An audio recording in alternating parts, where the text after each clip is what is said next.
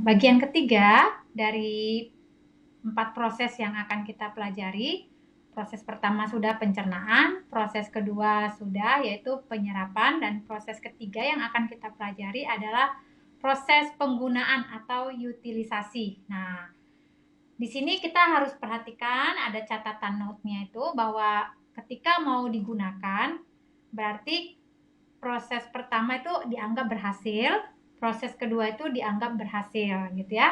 Dan di dalam proses kedua itu ya seluruh nutrisi yang diserap itu sudah diinspeksi oleh organ hati. Nanti kita akan mempelajari apa saja fungsi organ hati ini di modul berikutnya, dan organ hati inilah yang memberikan tanda kutip ya, memberikan semacam sertifikat untuk produk ini layak untuk digunakan gitu ya, karena sudah diinspeksi oleh organ hati. Nah, lalu ketika mau digunakan, nah kita akan belajar apa yang seperti apa nutrisi tersebut digunakan dan apa yang membuat itu bisa digunakan. Nah, kita akan belajar bahwa ketika nutrisi sudah diserap, pertama tadi dicerna, lalu diserap, lalu siap untuk digunakan dan akan dibawa ke seluruh tubuh, maka yang membawanya itu adalah darah gitu. Nah, tetapi darah itu tidak sendiri gitu, dia perlu transportasi, perlu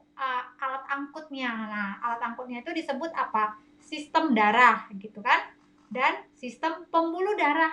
Nah, sistem pembuluh darah, jadi darah itu sendiri tidak mandiri untuk bisa dibawa ke seluruh tubuh. Nah, dia perlu sistem. Nah, sistemnya itu sistem darah dan sistem pembuluh darah itu sebagai transportasi. Kalau kita lihat gambarnya ini ya, ini adalah ada darah putih, ada darah merah gitu kan. Dia punya pembuluh darah yang membawa dia ke seluruh sel-sel, ke triliunan sel yang ada di dalam tubuh kita. Nah, lalu dinding membran sel itu tidak akan menyerap nutrisi yang menggumpal. Jadi sel kita itu ada membran selnya, yaitu dindingnya yang menutupi sel itu.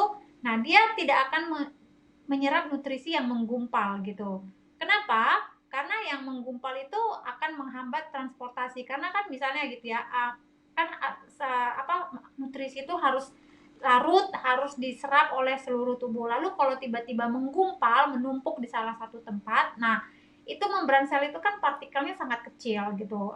Pori-porinya itu sangat halus, sangat kecil. Lalu kalau nutrisi itu menggumpal, nah dia nggak bisa masuk ke pori-pori sel yang begitu kecil dari membran ini gitu. Jadi dia hanya menyerap yang ukurannya bisa masuk ke membran sel ini gitu. Jadi dia tidak akan menyerap nutrisi-nutrisi yang menggumpal. Nah, lalu sel darah yang menggumpal itu akan menghambat transportasi oksigen. Jadi ketika sel mau mengambil nutrisi yang dibawa oleh darah, lalu darah itu sendiri, sel darah itu menggumpal gitu kan, menggumpal, maka itu akan menghambat transportasi gitu. Karena sel-sel lain datang gitu kan, lalu ada sel yang menggumpal gitu, maka ya akan macet gitu, akan macet. Misalnya kayak anggaplah satu sel ini yang itu mobil gitu kan, terus menggumpal karena ada kecelakaan, jadi banyak di situ macet gitu, macet. Nah, lalu yang dari belakang itu datang gitu kan, itu akan macet gitu, menghambat transportasi oksigen dan penggunaannya. Nah, dan ketika sudah macet, sudah terhambat, maka ya itu yang menyebabkan cellular starvation atau kelaparan sel, karena ada sel-sel lain yang di depan yang menunggu gitu ya, itu nggak dapat makanan gitu, nggak dapat nutrisi gitu. Kenapa? Karena yang di sini tadi tuh di belakang itu menggumpal atau terhambat gitu kan. Lalu yang di depan sel-sel tadi yang berharap dapat nutrisi yang dialirkan oleh sistem darah dan pembuluh darah itu tidak terjadi. Akibatnya apa? Banyak sel itu yang mengalami kelaparan, banyak sel itu yang mengalami starvation. Nah, itu yang disebut cellular starvation. Nah, kelaparan pada sel. Dan ini bukan hal yang enteng, ini bukan hal yang ringan, ini adalah hal yang berbahaya ketika sel kita itu mengalami kelaparan gitu. Akibatnya apa? Dia ya tidak akan melakukan fungsi-fungsi yang benar pada sistem-sistem yang lain gitu ya. Nah, terus gejala-gejalanya apa pada sel yang mengalami kelaparan ini? Nah, gejalanya itu ketika terjadinya cellular starvation ini, kelaparan pada sel, maka akan terjadi kondisi yang disebut hipoaktif pada kelenjar dan organ. Nah, jadi tadinya harusnya kelenjar itu aktif dan organ itu juga aktif gitu kan. Tapi karena kelaparan, ya dia nggak bisa aktif gitu. Bayangkan peserta sekalian, kalau kita ya harusnya kita makan gitu ya, tapi nggak ada yang kita makan, ya kita nggak bisa dapat energi. Tadinya kita aktif gitu ya, orangnya energik gitu ya, terus nggak dapat makan gitu, nggak bisa makan atau apa, ya kita nggak bisa aktif, kita menjadi hipoaktif. Nah, begitulah yang terjadi pada kelenjar yang ada dalam tubuh kita, sistem kelenjar dan juga organ-organ yang ada dalam tubuh kita. Nah, ini mengakibatkan apa? Utilisasi atau penggunaan kalsium dan unsur-unsur lain juga menjadi terganggu gitu. Nah, karena apa? Karena ini efek domino gitu. Efek domino dari satu hal yang terhambat, yang tersumbat tadi, menimbulkan efek-efek pada organ lain, pada sistem lain, pada kelenjar lain. Karena tubuh kita ini bukan sel yang mandiri-mandiri gitu, terpisah-terpisah, tidak terkoneksi. Enggak gitu. Tubuh kita ini selnya itu saling terkait semua gitu. Sistemnya saling terkait semua. Jadi kalau ada satu yang terhambat, yang tersumbat, nah maka lambat laun dia akan menyebabkan hal-hal lain juga akan bermasalah gitu. Nah, utilisasi kalsium dan unsur-unsur lain itu juga terganggu. Nah, apa yang terjadi gitu? Apa tugas kalsium ini? Nah, tugas kalsium itu membantu transportasi nutrisi melintasi dinding-dinding membran sel gitu. Jadi kalau ini terhambat, maka ya kalsium tadi jadi mandek gitu kan, nggak ada kerjaan gitu kan.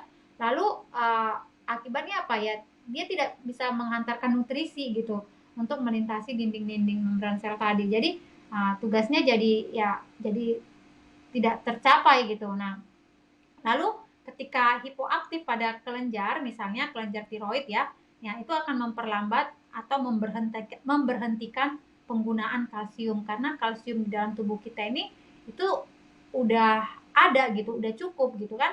Nah, tapi karena ada fungsi yang tidak berjalan dengan baik, maka penggunaannya itu tidak maksimal. Nah, kalau mungkin di dalam dunia kedokteran kita menganggapnya sebagai defisiensi kalsium gitu, sehingga ketika kita mendengar kata defisiensi, kita langsung cenderung mensuplai kalsium dalam bentuk tablet, dalam bentuk vitamin yang dari kimia untuk masuk ke dalam tubuh kita. Dan padahal itu makin memperparah sistem yang ada di dalam. Kenapa? Karena ya kalsium itu sebenarnya sudah ada, jumlahnya sudah pas diciptakan oleh Tuhan, hanya dia tidak terutilize dengan baik, dengan sempurna, dan ini membuat ya hipoaktif pada kelenjar tiroid dan hipoaktif pada organ-organ lain. Dan ini ya ketika terlambat ya maka ya utilisasi kalsium bisa berhenti. Nah, akibatnya apa ketika ada kondisi hipoaktif ini? Baik itu hipoaktif kelenjar, organ, atau